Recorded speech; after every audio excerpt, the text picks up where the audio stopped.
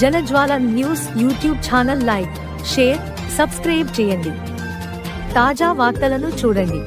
మొక్కల్ని నాటి, పర్యావరణానికి ఊపిరిపోసి, కాలుష్యాన్ని తరిమికొట్టి, మనమందరం ఆరోగ్యంగా జీవిద్దామని శృంగవరపుకోట నియోజకవర్గ ఎమ్మెల్యే కోళ్ల లలిత కుమారి పేర్కొన్నారు. లక్కవరపుకోట మండలంలోని లక్కవరపుకోట గ్రామంలోని మోడల్ స్కూల్ ప్రాంగణంలో ఆమె 2024 ఆగస్టు 30 శుక్రవారం ఉదయం వనం కార్యక్రమంలో భాగంగా మొక్కలను నాటారు. రావి, వేప, నాగమల్లి తదితర మొక్కలు నాటి మొక్కల పెంపకం ఆవశ్యకతను వివరించారు. ఈ సందర్భంగా ఎమ్మెల్యే కోళ్ల లలిత కుమారి మాట్లాడుతూ, ఏపీలో పచ్చదనం పెంపొందించేందుకు మహాకూటమి ప్రభుత్వం వనం కార్యక్రమానికి శ్రీకారం చుట్టిందన్నారు.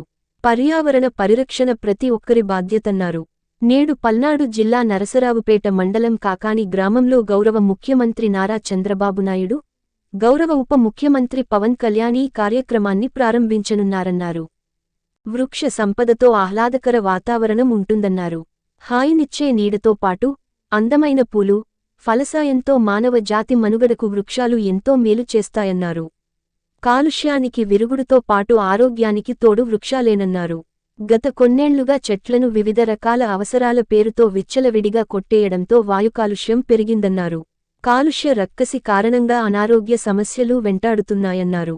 కాలుష్య నివారణకు మహాకూటమి ప్రభుత్వం వన మహోత్సవం కార్యక్రమం చేపట్టిందన్నారు. ఈ మహత్తర కార్యక్రమంలో అందరూ భాగస్వామ్యం కావాలని పిలుపునిచ్చారు.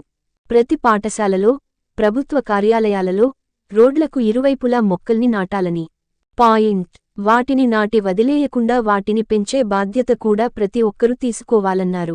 పచ్చదనం పెరిగితే రాష్ట్రం ఆహ్లాదకరంగా ఉంటుందన్నారు. కాలుష్య కోరల్లో నుంచి బయటపడొచ్చన్నారు. వృక్షో రక్షితి రక్షిత అన్నారు. ఈ కార్యక్రమంలో మండల పార్టీ అధ్యక్షులు చొక్కాకుల మల్లు నాయుడు, మాజీ జడ్పీటీసీ కరడ్లీశ్వరరావు, సర్పంచ్ కేర్రు పార్వతి, మాజీ ఎంపీటీసీ మళ్ల రామకృష్ణ, చింతలపాలెం సర్పంచ్ మాకెన నవీన్ పాత్రుడు, పుట్టా శ్రీను, కొట్టాన విజయకుమార్ మరియు ఎన్డీఏ మహాకూటమి నాయకులు తదితరులు పాల్గొన్నారు.